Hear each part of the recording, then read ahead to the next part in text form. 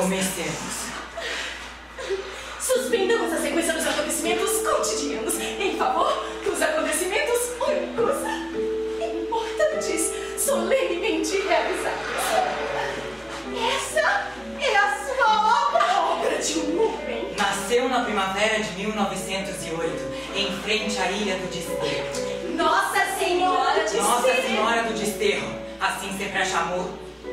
Se apaixonou por essa terra rodeada por tumultuosas águas azuis do oceano, ar salgado e mar ondulante no horizonte. Para quem não conheceu, é bom que se diga, foi professor enquanto vivia.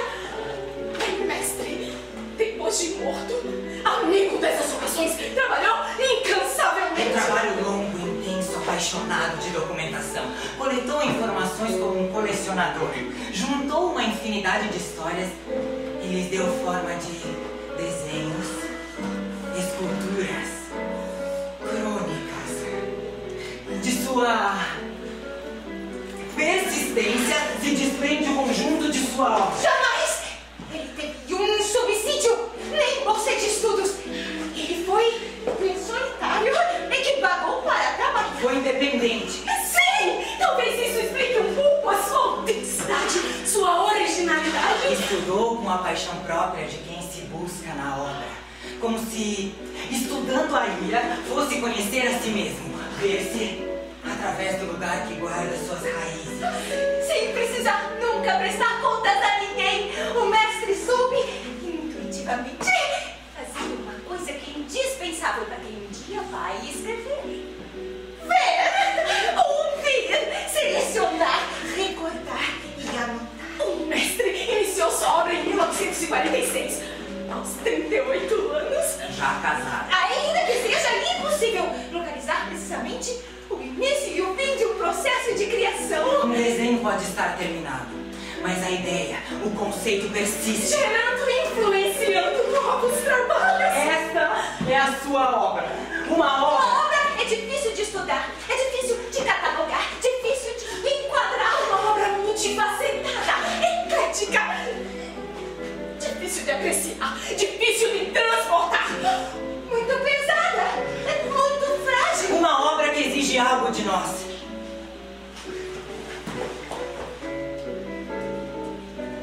Exige que não esqueçamos. Graças à memória, o tempo não se perdeu. E se o tempo não se perdeu, o espaço tampouco. Aqui, seus manuscritos, esboços, anotações feitas pelo artista, desenhos, esculturas, objetos, vivências do autor, emoções registradas, memória inconsciente de criador, um fenômeno vivo. Diante de vocês, um caminho de intenções, de erros e de acertos.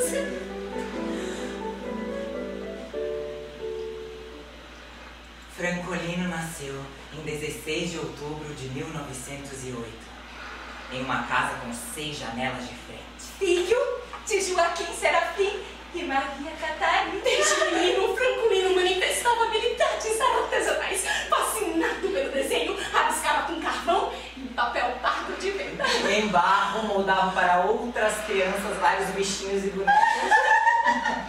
Sua trajetória teve início na infância. Foi por natureza um autodidata. Anfíbio, entre a pesca e a lavoura. Aos pés da fogueira, junto aos trabalhadores do mar e da serra, se entretinha ouvindo fabulações repletas de mistérios e assuntos intrigantes que o menino guardava na memória. 1916, já tinha o hábito de esculpir nas areias da praia só rosto ao mar. Compunha o que podemos chamar de arte efêmera.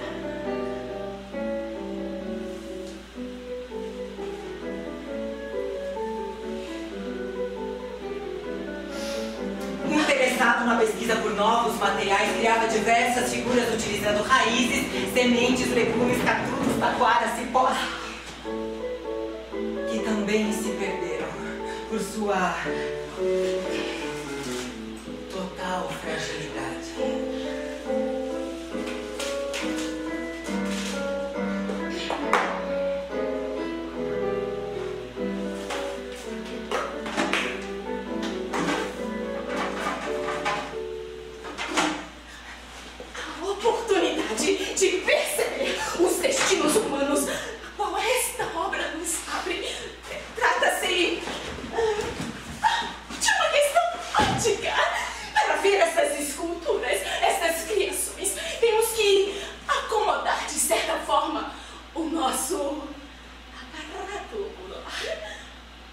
de olhos bem abertos, sem piscar.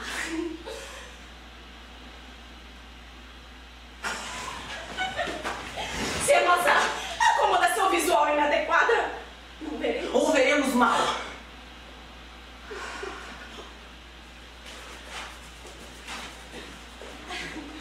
Assim como devemos acomodar o nosso aparato ocular, também será preciso acomodar a nossa percepção espiritual. Se não for assim, não veremos a obra. Um dos maiores interesses a qual esta obra reside está sem dúvida nas esculturas de argila crua.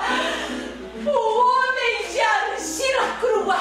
Um grande projeto é documentar as expressões e o modo de vida dos nossos antepassados. Um romance profundo do artista, sua terra e sua gente. Intérprete de um mundo a que ele mesmo pertenceu, ressaltou e recolheu as ações e os costumes, não dos homens importantes da sociedade, senão dos mais anônimos. Como quem tinha um dever a cumprir, se esforçou em coletar tudo o que fosse pertinente a seu tempo e ao espaço. Venerou e retratou uma vida de encontros, um momento fundado nas relações de família e amizade.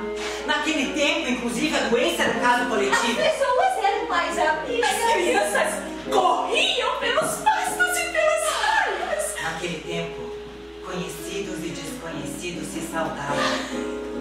As pessoas, todavia, olham pra cima. Tia Margarida, tia Justina, tia Dominga, a bênção dos avós. A dedicação dos preparativos para a festa. Um tempo onde a terra era de uso comum. Tudo era o encantamento entre o mar e a terra. O homem conseguia reunir para si aquela vivência mais Moderada. mais espiritual. Era toda uma vida que já estava desaparecendo. Naquele tempo, em que as casas não pareciam velórios, nem as pessoas ficavam com os olhos fixos em telas. Coisas que desapareceram. Que já não existem mais. Preservação de um momento humano que antecede ao individualismo. Figuras de argila crua, conjunto de esculturas que revelam a alma das pessoas, grupos humanos e seus acessórios elaborados em miniatura. Cenas montadas ao ar livre, sob tabados, verdadeiras instalações ambientais que procuravam uma real integração com a natureza. Cenas embaixo do sol e das estrelas. Essas figuras estão em movimento. Nenhuma está estática. Tudo em sua obra caminha e se mexe, flutuando num universo interplanetário em comunhão com o esplendor divino e ao mesmo tempo terráqueo. Ingênuo, profundo e por isso sublime. E desde menino, Francolino vivia num mundo mágico onde as crianças corriam pelos pastos e pelas praias. Naquele tempo, elas não ficavam engarroladas dentro de apartamentos onde tudo cheira a prisão. Sim, agora elas perderam contato com a natureza. Apenas as rodeiam algumas plantas raquíticas que também perderam contato com a natureza. Antes, elas colhiam flores de boa noite para fazer colares e trazê-los ao pescoço. Hoje, elas vivem em gigantes de cimento armado. A única coisa que lhes chama atenção é uma gaiola embutida. Dentro de um poço escuro, subindo e descendo, carregando gente que se escondia imediatamente dentro dos seus apartamentos. Moram em casas baixas com pequenos quintais, estas protegidas por muros. Cerca de sarrafo. O terrível e antipático arame farpado que roubou da criança a imaginação. Papai Noel. Autêntico bruxo industrial. Algumas vezes veio embalar o espírito da criança. Porém, hoje, até ele entrou em desuso. O homem de argila crua, conjunto de esculturas que revelam a alma das pessoas. Figuras isoladas que juntas compõem o universo.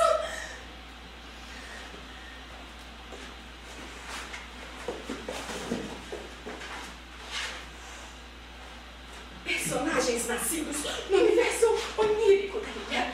Esculturas que contam contos incontáveis.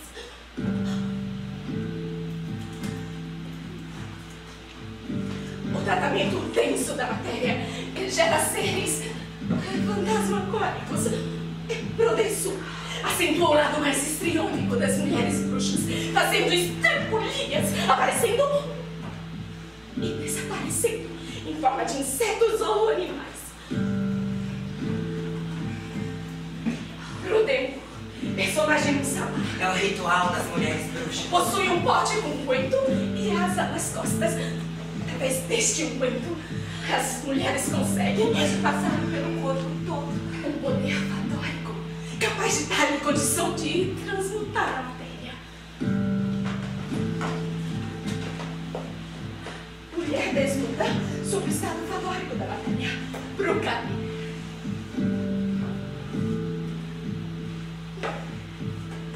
Escultura sob o estado da transmutação da matéria. Vabrupa. Vassoura humanizada feminina em estado fadórico. Mulher desnuda é transmutada sob o estado fadórico da matéria. Bruxa brutesca. Montada no animal, também transmutada. Cabuche. É corpo metade animal, metade humano. Possui asa nas costas. A presença do masculino nos rituais sabáticos representam forças maléficas, bruxas e demônios que lembram as cápulas das catedrais góticas. Demônios, símbolos da função negativa, incorporam a fragmentação, a descontinuidade da psique humana. Realizou milhares de esculturas. Realizar. Uma palavra de enorme transcendência. Realizar. Converter em coisas o que por si mesmo não é. Realizar não é só copiar uma coisa, senão submergir-se num caos de supostas realidades e entre elas buscar o princípio de orientação para até formar uma nova realidade. Realizou uma obra em que se respira a tragédia imensa do viver, aonde o homem luta e se reconforta para voltar a lutar amplos e simples estados de espírito, não só de um individual, senão de um coletivo e de uma época. Francolino se casou em fevereiro de 1944 Em frente a um altar adornado com margarida. com a professora Elizabeth. Betty foi a sua companheira, uma colaboradora nesse imenso projeto. Juntos percorreram a ilha, buscando retratar um tempo que já se convertia em passado. Eternizar na memória testemunhos evocativos. Aconteceu então um intercâmbio entre Francolino e aí. O artista trabalhava para manter vivas as raízes e loas, enquanto a ilha lhe fornecia mitos que guiavam sua existência. Imagens! Uma simbiose entre o real e o imaginário! Memórias! E, sobretudo, visões! Com os olhos bem abertos, temos que acomodar a nossa percepção espiritual. Que o mundo dos seres voadores nos ajude a abandonar esse mundo louco, desesperado, essa terra bélica comida. Nos ajude a abandonar esse mundo terreno e ter acesso ao celeste. Quem sabe transcender a condição humana? Quem sabe sermos capazes, ainda que por um instante, de elevarmos o peso dessa vida? Como se estivéssemos voando. Seres voadores! O boitatá mais antigo que pudemos encontrar. Famoio, 1958. Faíscas. Luzes. Essa é a composição do seu nome. Destacam-se as luzes que saem dos seus olhos e os tentáculos como faíscas.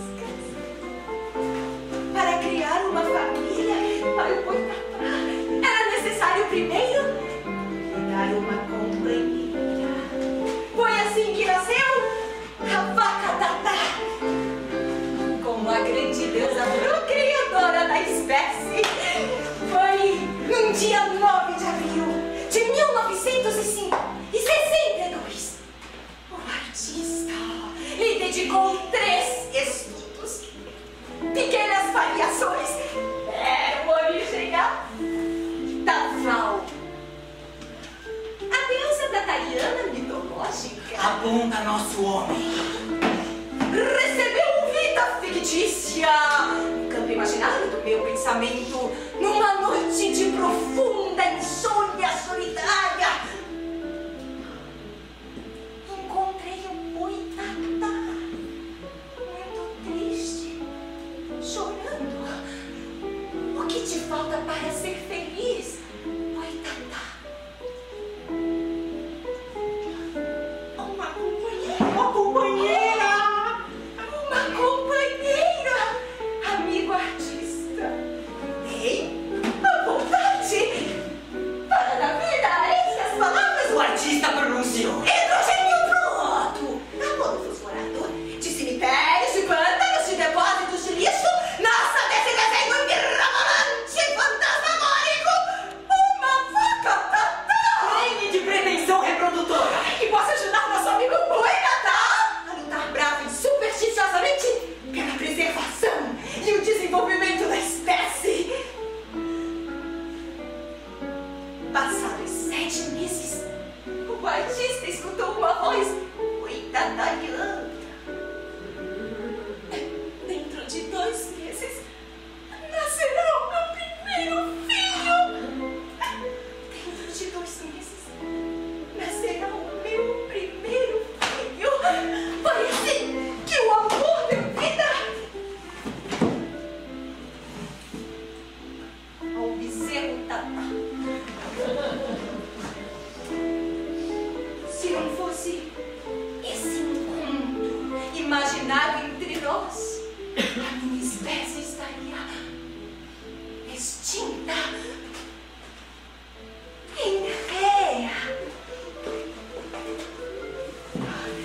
Encanto, repouso, amor.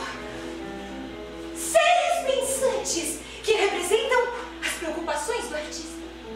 Boitatá tranquilo. 1962. Esse quadro apresenta um boitatá passeando por águas tranquilas.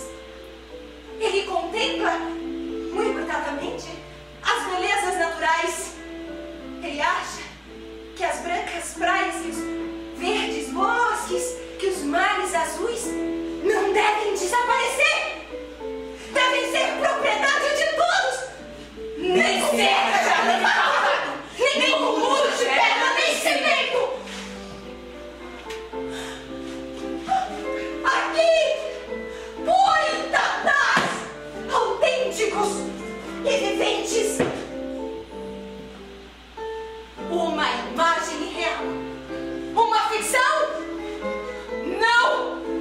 Seres com os quais poderíamos conviver se nos transportássemos para um mundo menos habitual.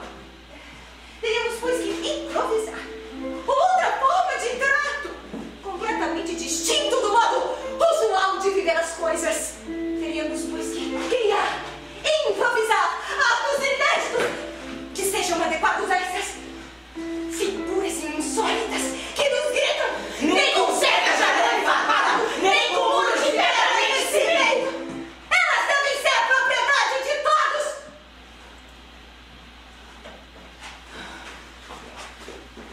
Paixões e sentimentos que pertencem a uma flora psíquica muito distinta dessa que cobre as paisagens da nossa vida consumista e rotineira.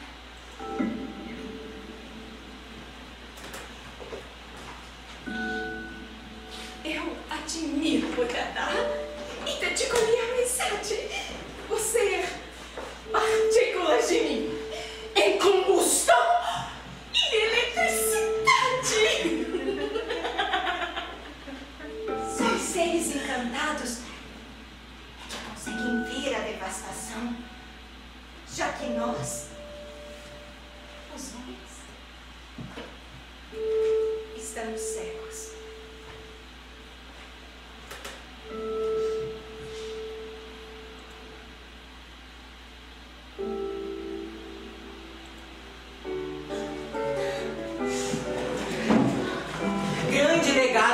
realidade são as crenças espirituais fantásticas. Que dão vida simbólica, fictícia, aos seres invisíveis. O fascínio destas vidas extraordinárias é que tomam caminhos férteis dos pensamentos dos seres humanos, mas com o coração sempre agitado. Francolino se atribuiu a missão de narrar. Em uma tarefa incansável, organizou o universo.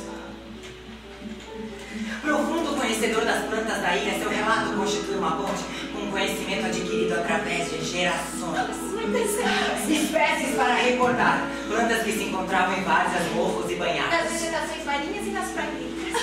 Para bronquite, asma, folhas da figueira. As figueiras de folhas largas. Para homem impotente, barba de velho. Recolhida das figueiras. Só das figueiras. Das outras árvores, não. Ervas e rezas. Muitas doenças, muitas plantas. Remédios copiados da natureza. O caldo santo, muito usado para dor do estômago e intestino. A rosa branca. Ai, muito usada. Como purgante.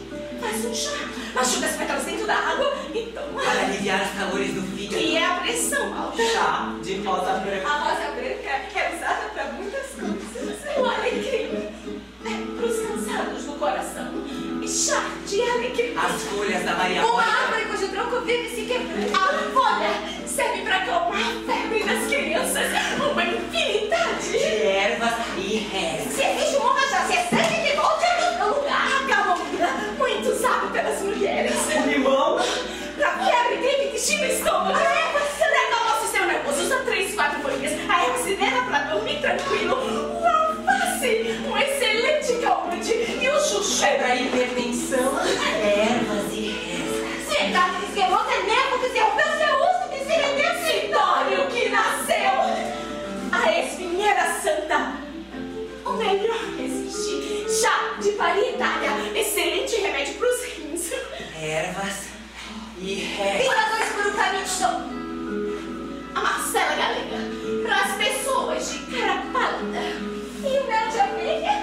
Mel de abelha? Mel de abelha.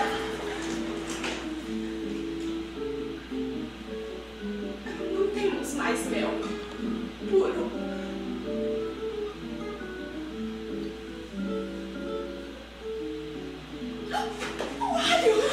O alho é usadíssimo. Ele tem um uso completo. Serve pra tudo quanto é doença, pra tudo quanto é superstição. Serve tanto pra curar, quanto pra espantar bruxas. Mastigado com casca quando se faz viagens, quando se faz trabalhos por dentro da noite ou quando for preciso cruzar caminhos escuros. Evita a prevenção dos fantasmas. Muitas ervas. Ervas que a gente esquece. Mas não podemos esquecer. Contra os malefícios espirituais usa-se alecrim, arruda, guiné e imbé, plantados nos vasos dentro das casas em volta Para delas. as vencedoras são usados raminhos de arrudas, folhas de alecrim, da guiné e o dor. E a fortuna? Vocês se lembram da fortuna?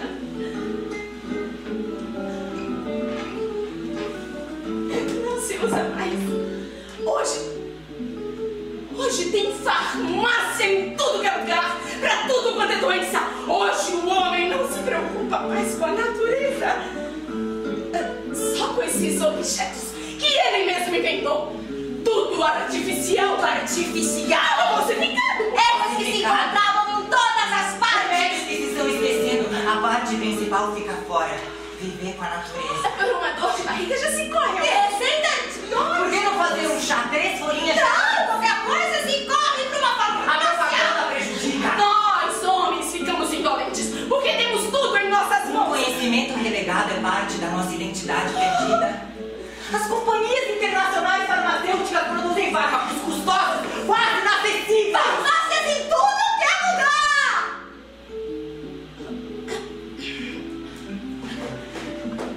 Nosso homem guardou carinhosamente dentro do baú do seu pensamento este monumento de beleza e que se oferecia sem descanso pela moralidade. A interação do homem com o seu ambiente.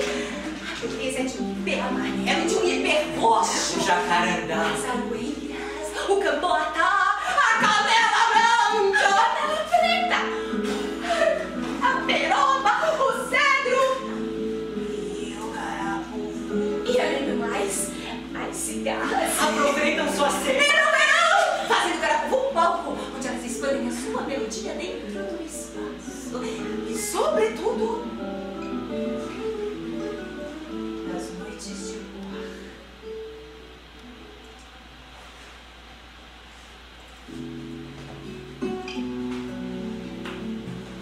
Como se escrevesse fragmentos de um diário. Muitas vezes o artista registrava suas experiências junto aos esboços, ou no verso de um desenho final. Esse tipo de relato começou a aparecer a partir de 1971, ano do falecimento de Elizabeth. A partir daí, os textos que acompanhavam os desenhos passam a ser melancólicos, tendo a morte como tema constante. Vestido de luto, ele escreveu estas palavras no último dia do ano de falecimento de Elizabeth. No dia 31 de dezembro de 1971, terminei este gostoso boitatá catarinense. Enquanto meu psico sofre terrivelmente de horror e de saudade, frente a frente com a Madame Morte, a repentina, a estúpida. Os olhos bem abertos, sem piscar. Através da ficção, a gente pode voar, pode viajar sobre os mares, andar sobre as águas dos rios, Conversar com pássaros ou outros animais. criar projetos fabulosos, visitar o céu, sonhar. O sonho é uma espécie de ficção. Uma grande ficção. Uma coisa fabulosa, sair desse mundo louco.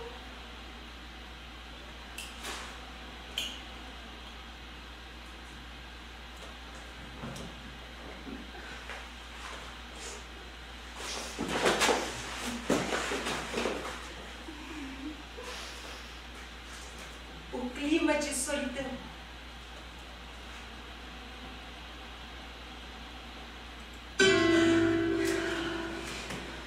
Favorece a visão das bruxas.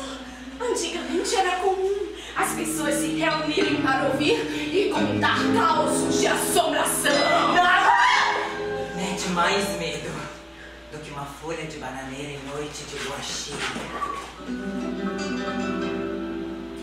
É o medo das formas que a gente não reconhece de imediato. Na verdade, uma folha torna-se susto, medo, e o olhar vai aumentando, e no espírito se torna enorme, fantasmagórico.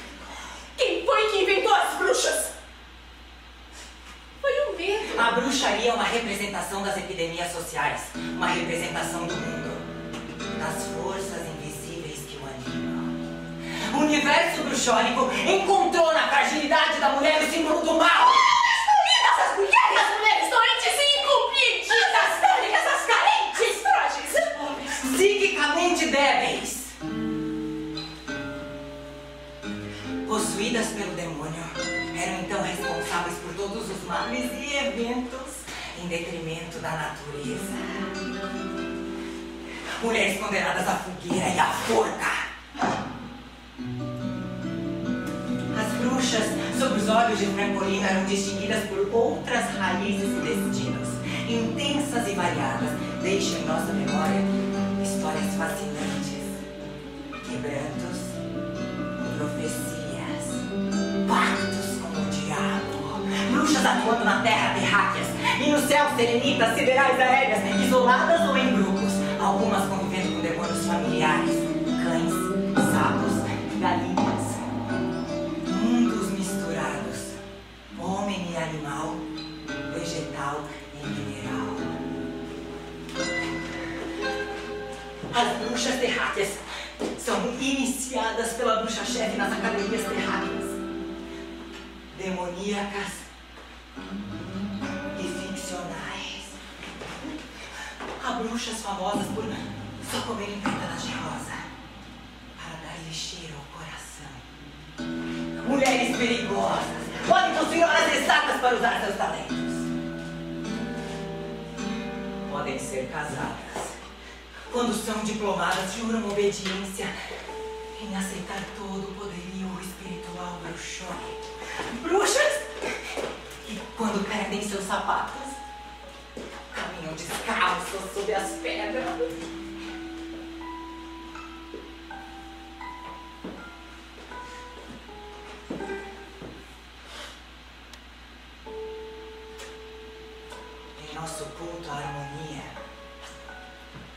a disforme choca, a beleza é bondade e a feiura, maldade, vasta cabeleira, boca desdentada, vestido preto, metamorfoseadas numa espécie de cavalo-formiga, certamente são conduzidas pelo diabo oculto. As bruxas costumam aparecer com frequência à noite, quando se vê um facho de fogo errante. Em meio às gargalhadas sinistras e estridentes, elas se divertem nos pastos, rondando nós das crinas dos cavalos ou sugadores do sangue, nas encruzilhadas dos caminhos se transformam em mulas, aparecem montanhas viajantes sem cabo, montam uma forma de galinha choca. Nas praias, soltam os canoas dos pescadores. Às vezes, atiram pedras, torrões de barro do cemitério, e materiais fecais sobre coisas, animais e pessoas.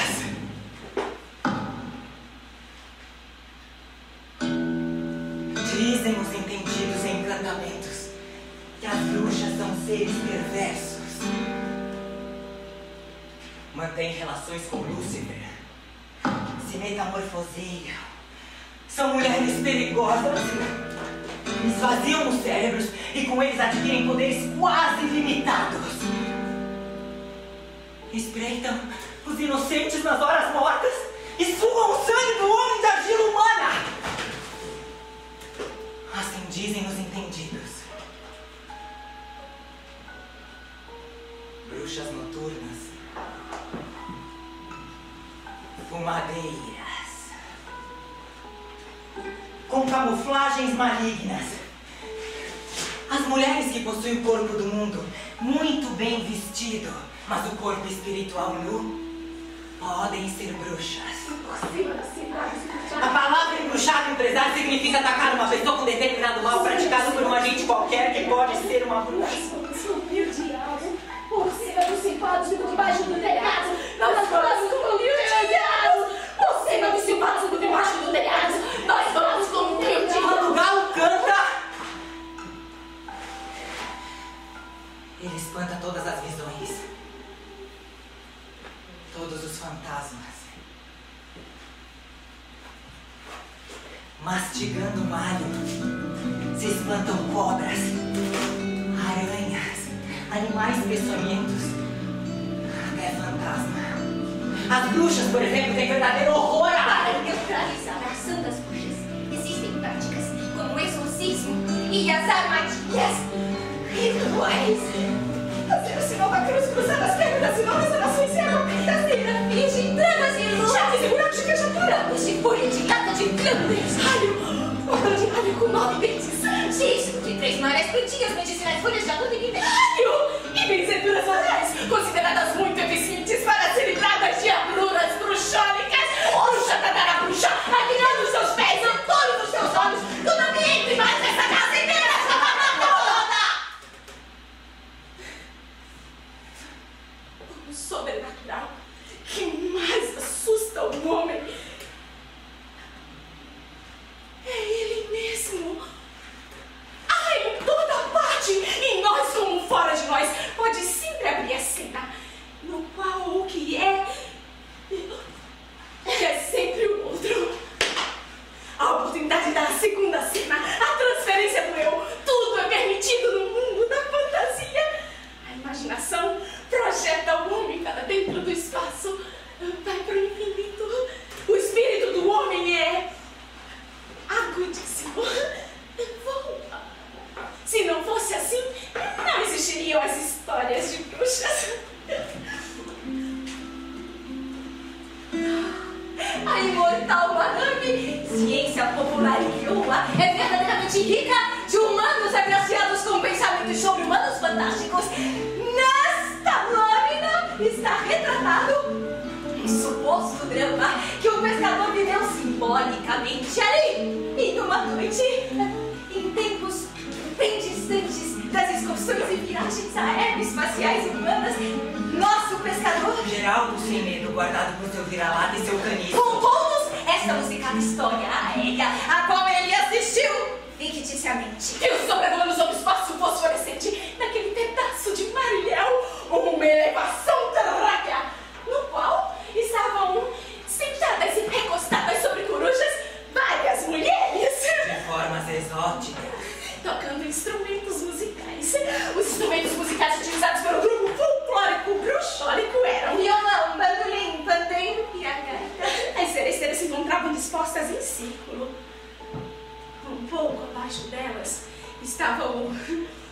Garotão inferneiro. Anjo Lúcifer. Enquanto Lúcifer rebolava, uma das mulheres tentava coroá-lo com uma ferradura de cavalo. Os sons musicais que se desprendiam dos instrumentos que elas executavam enchiam de perfumes sensuais a atmosfera ambiental, que se entrosava com a virgindade natural da paisagem praieira e que, até nos dias daqueles tempos idos, ainda não havia conhecido a pedante e indesejável Madame Poluição, nem sua árvore genealógica. Geraldo! Embriagado pelo cheiro vigoroso das algas marinhas e pela sonoridade da música bucólica, caiu em êxtase transitório. Seu espírito vagueou por mundos irreais e lá ele recolheu mensagens verbais explicando o porquê de um cenário tão fantástico num lugar tão ermo. Trata-se de um conjunto orquestral bruxólico de amor, organizando um último ensaio nas montanhas do planeta de Eros. Para recepcionar os astronautas terráqueos quando aparecerem nas suas viagens espaciais.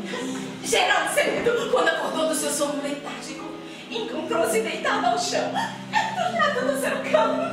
Isso sobre o capricho de pescaria. Viagens e transmutações bruxolentas. Orquestra Serenita Bruxólica. 1961. Nanquim sobre o papel. No universo bruxólico de encantamentos míticos, onde se atribui o mal porque o demônio é seu gênio tutelar, deve haver também, assim como em nosso mundo conturbado e enfermiço, momentos para lazeres fictícios. Um suposto lugar de nossa querida terra. Conta-se que um dia o garotão inferneiro Anjo Lúcifer comprou ingresso e foi pro baile dançar.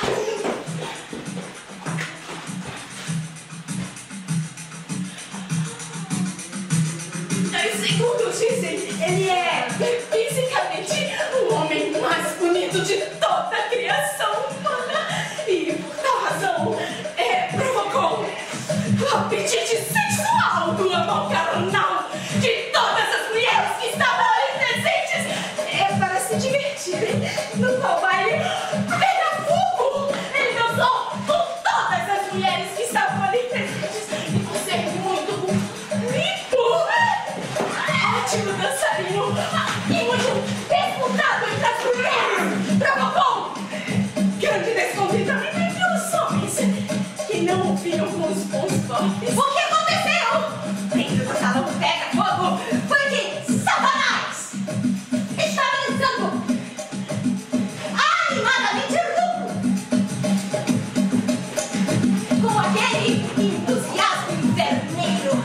Foi que uma mulher olhou do alto para baixo no físico do garotão cobiçado e reparou que os seus dois pés eram redondos, iguaizinhos aos pés dos patos.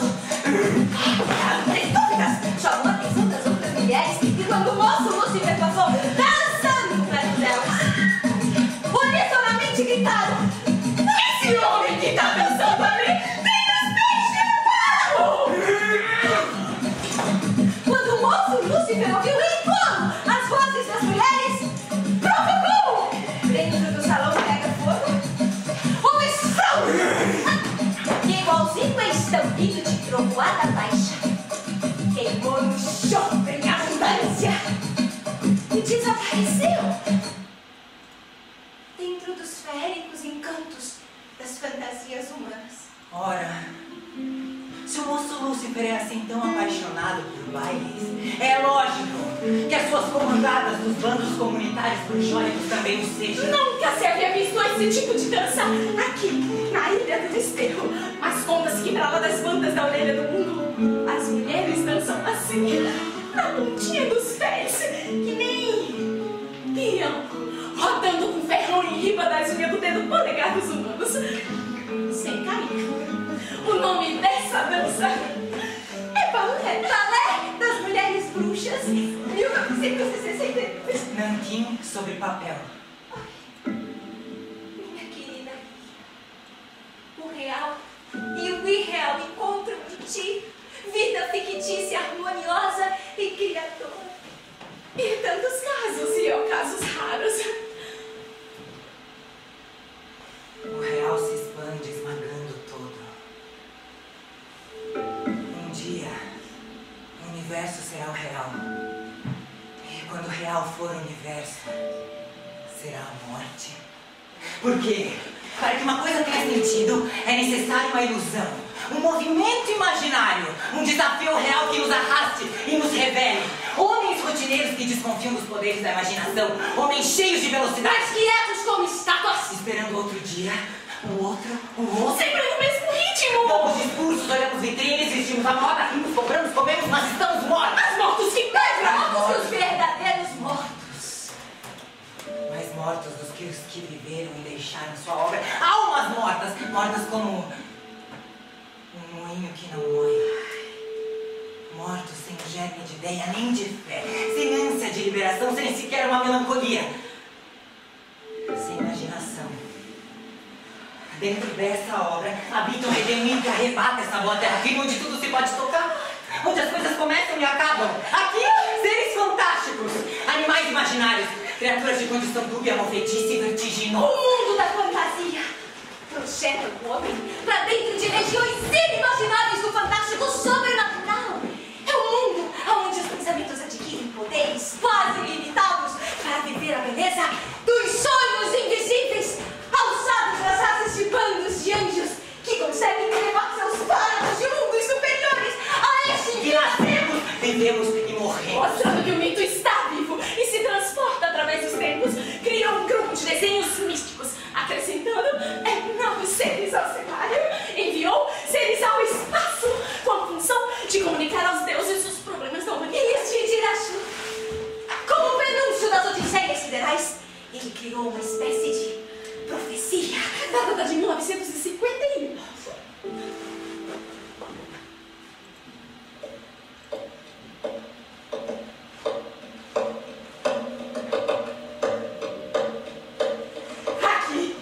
Neste lugar, chegará o tempo em que os homens vão botar uns aparelhos para conversar com os povos de outras bandas da terra.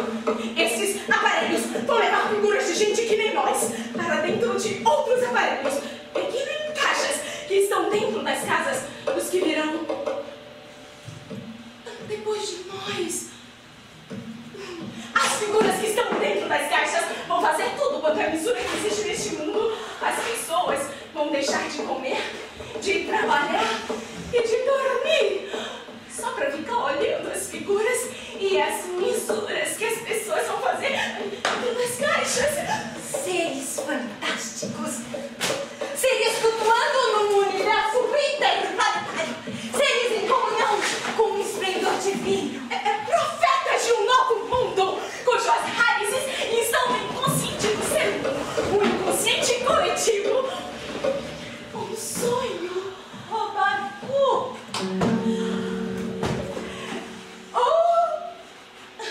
Homem. Baku. Cúpula.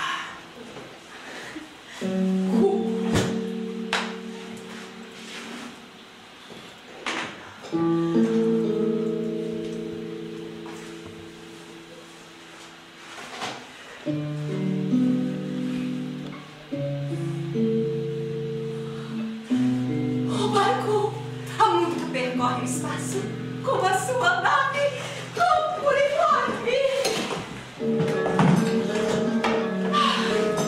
Instrumentos científicos. Baú telefônico. O barco há muito percorre o espaço em busca de comunicação com um mundo inacessível onde pensaria os deuses se esconderam com medo do terrível animal homem.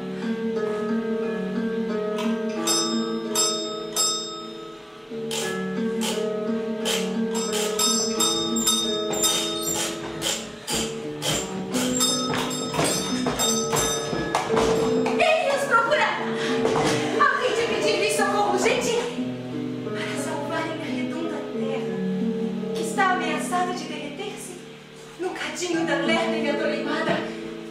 Pretensão humana. Com o seu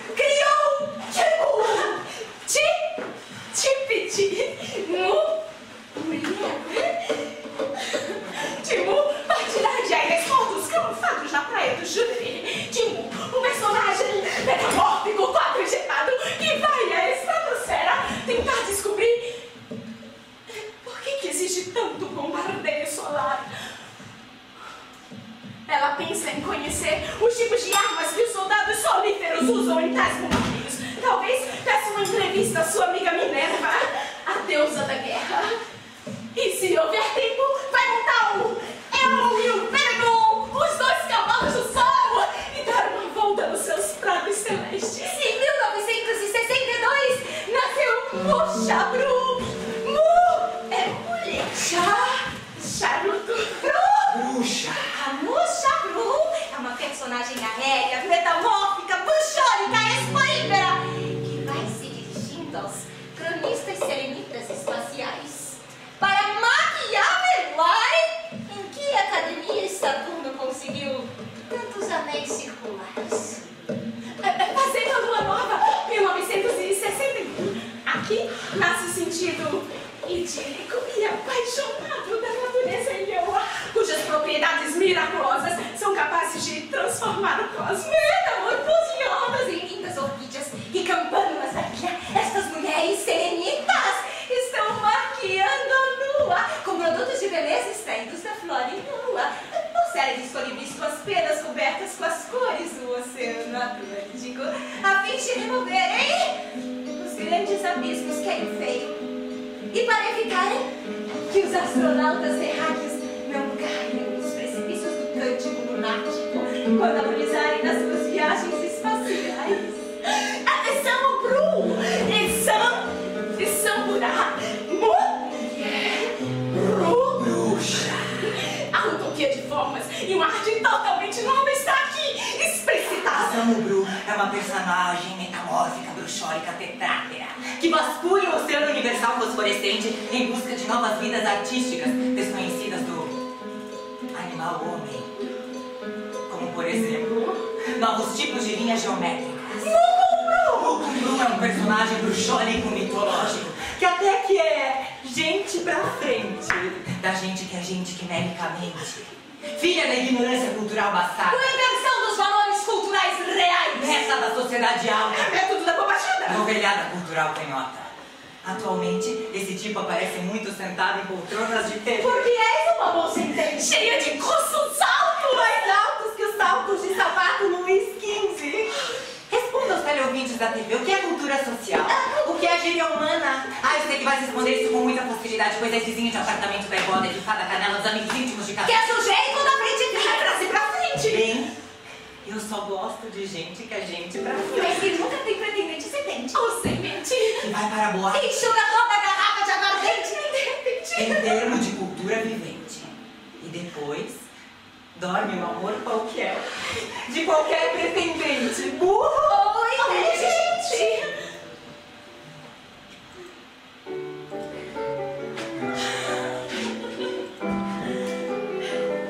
Através da ficção, a gente pode voar, pode viajar sobre os mares, andar sobre as águas dos rios, Conversar com pássaros e outros animais. criar projetos fabulosos, visitar o céu, sonhar. O sonho é uma espécie de ficção.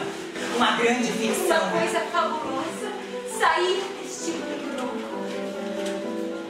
Há em todos nós um desejo de fugir da rotina e da certeza.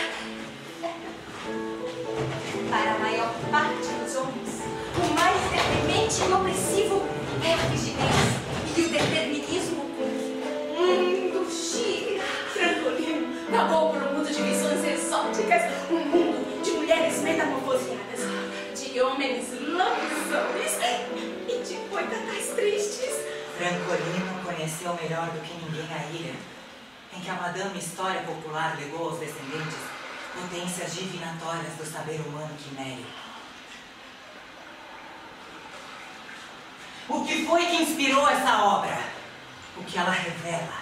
Foram 925 trabalhos bidimensionais, sendo 504 esboços, 421 composições, desenhos a bico de pena e a lápis, 2.700 esculturas de argila crua e gesso calcinado. Em 15 de março de 1983, Francolino morreu em sua ilha do desterro. A sereia, banhada pelas águas casteladas do oceano. Sua eficaz ferramenta foi a metáfora. É só a metáfora. Facilita a elevação ao ar comprimido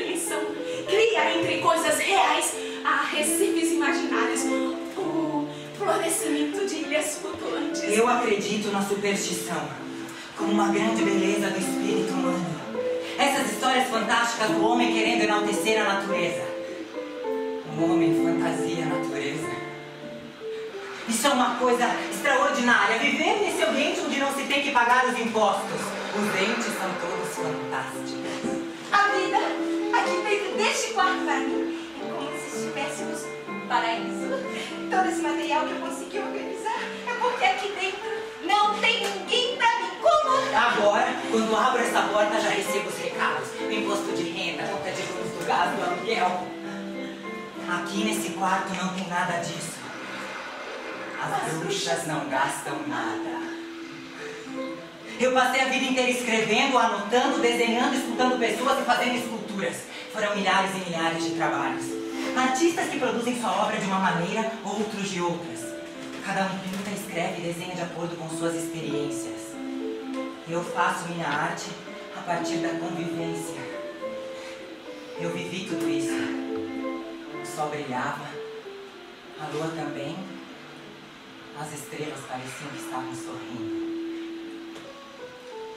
Minha arte é a recriação do que eu vivi, do que eu vejo. Todo verdadeiro artista é um aparato registrador que transporta de geração em geração uma realidade biológica e cultural. Técnica. Um preservador da memória coletiva. A arte está na terra, representante autêntica do paraíso que o homem perdeu do céu. Nosso homem recortou zonas da vida, trabalhou incansavelmente para dotá-las de alta significação. Mas qual foi o impulso para que ele expandisse a sua obra? O que ela revela. As saudades do passado.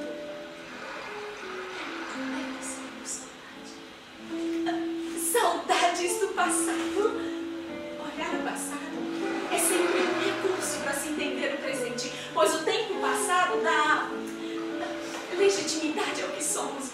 Nosso homem não ficou satisfeito somente com as pequenas histórias, não ficou parado nem no tempo, nem no espaço. Pouca coisa em a vida, sem o afã formidável de ampliar as suas fronteiras. Se vive na proporção que se anseia viver mais.